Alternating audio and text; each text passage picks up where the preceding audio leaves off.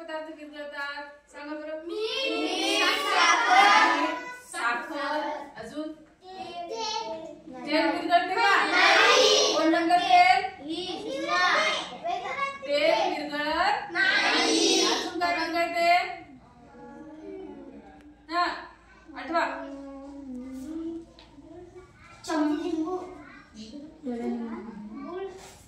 गुळ. गुळ. गुळ पण विरघळते. Very good. अजून तुम्ही कपडे धुताना काय वापरता? निर्मा विरघळते का? त्याचं काय होते? फेस होते की नाही? म्हणजे अशा पदार्थांना काय म्हणतो आपण मग? विद्राव्य पदार्थ. अविद्राव्य पदार्थ म्हणजे जे पाण्यात टाकल्यावर विरघळतच नाही असे पदार्थ कोणते मग? तेल. अजून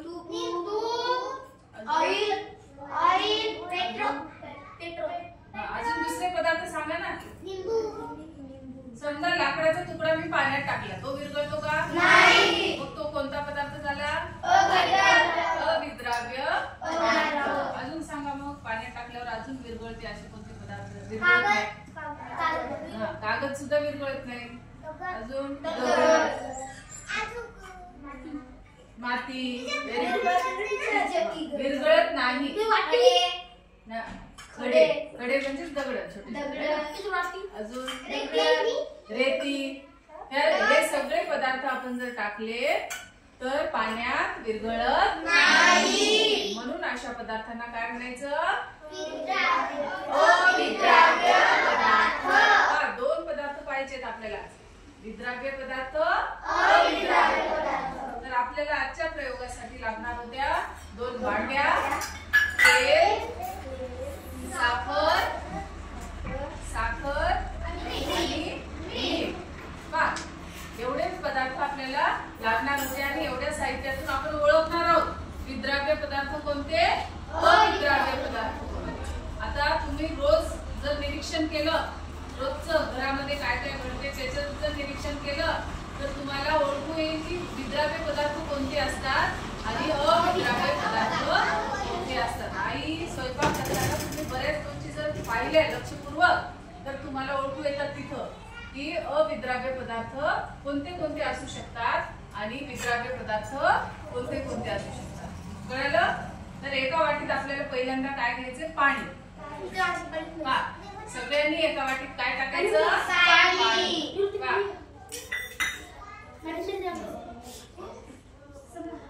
टाका पाणी. असं जवळून घ्यायचं म्हणजे ही वस्तू दिसते. आम्ही दिसलं नाही तरी चालते, एखाद्या हेच दिसलं तरी चालतं. पाणी एका वाटीत सगळ्यांनी पाणी टाकलं का?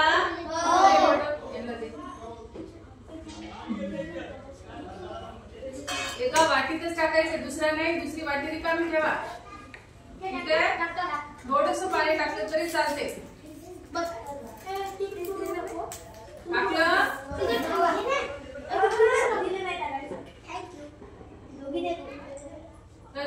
तर आपल्या प्रयोगाला सुरुवात करण्या अगोदर आपण फटाका क्लॅप वाजवू. फटाका क्लॅप गो.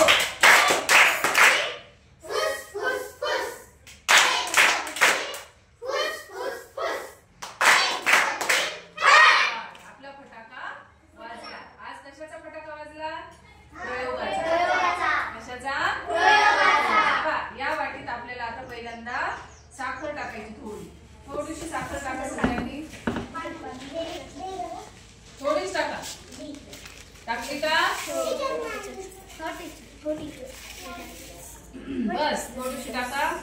चमचा असेल तर चमचाने हलवा, नाहीतर मग असंच थोडीशी वाटी हलवलं तरी चालते.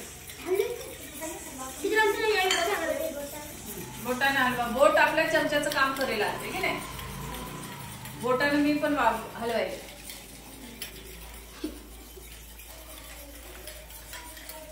काय दिसेल तुम्हाला थोड्या वेळानं? साखर पाण्यामध्ये विरघळते. म्हणजे साखर हे काय झालं? विद्राव्य पदार्थ झाला का अविद्राव्य? विद्राव्य पदार्थ. जे विरघळतात त्यांना विद्राव्य म्हणायचं. डोक्यात नेहमीसाठी लक्षात ठेवा, विद्राव्य म्हणजे जे विरघळतात, अविद्राव्य म्हणजे जे विरघळत नाही.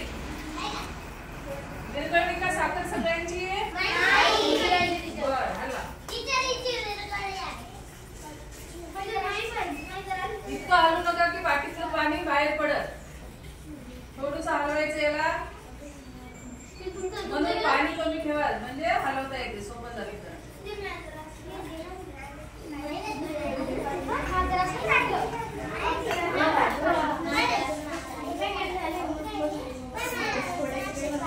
पहा मोठे जे खडे होते ते अगदी आता छोटे छोटे झालेले म्हणजे साखर काय होत आहे आता पाण्यात आहे.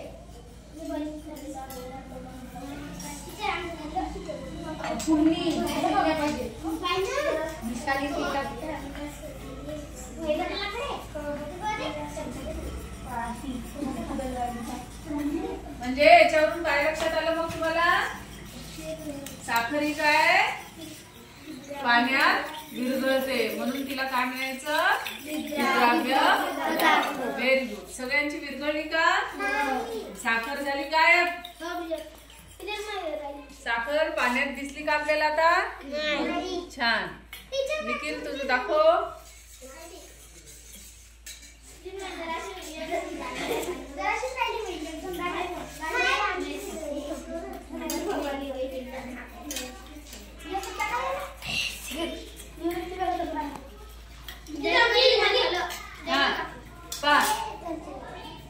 सम्राटची सुद्धा विरघळलेली आहे, माझी सुद्धा साखर विरघळली. आता आपल्याला दुसरी वाटी आहे ना त्याच्यात पाणी नाही अशी वाटी घ्यायची. आता जी दुसरी आपण ज्याचा युजच केला नव्हता ती वाटी आपल्या समोर घेऊन त्याच्यात काय टाकायचं?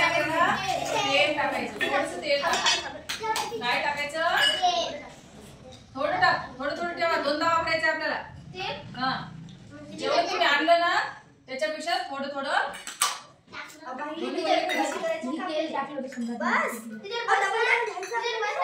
हा थोडं थोडं टाका.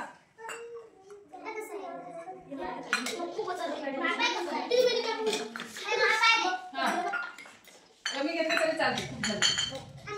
हा पा घेतलं सगळ्यांनी ते? ओके. आता पहिल्यांदा आपल्याला याच्यात काय टाकायचंय मग? साखर टाकायची. थोडीशी साखर टाका आणि पहा आता ही विरघळते का तेलामध्ये? त्याला हलवा.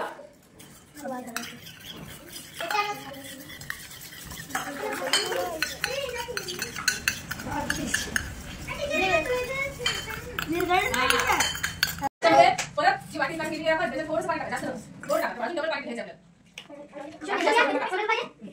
घेतलं कोणा पाणी मी वाटीत तिला थोडी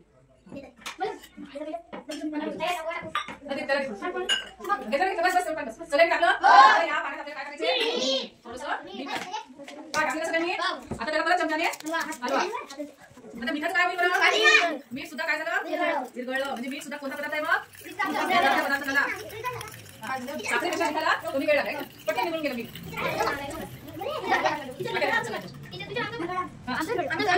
तुम्हाला आनंद झाला की आपलं मीठ विरघळलं लवकर आहे ना? सगळ्यांचं मीठ लवकर विरघळलं. कोणाच्याच प्लेटमध्ये आता मीठ दिसत आहे का? नाही. सगळ्यांचं मीठ विरघळलं. मीठ सुद्धा कोणता पदार्थ झाला? विद्राव्य पदार्थ. Very good. फरक लक्षात आला तुम्हाला? जे पाण्यात विरघळतात त्यांना कोणते पदार्थ म्हणायचं? विद्राव्य पदार्थ.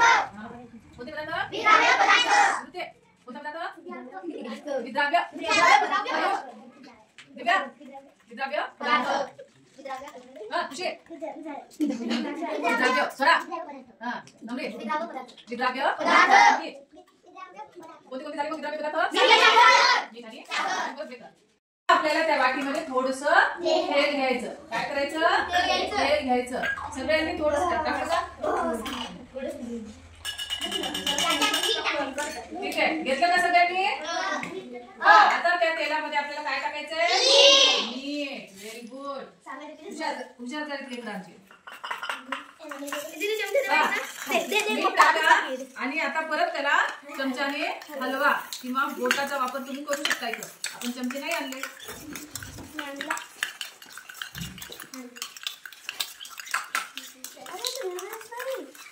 मीठ विरघळलं का तेलामध्ये?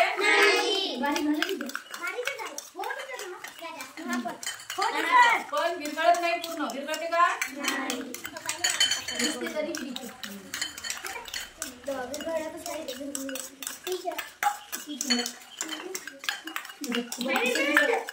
हा म्हणजे याचा अर्थ काय मग?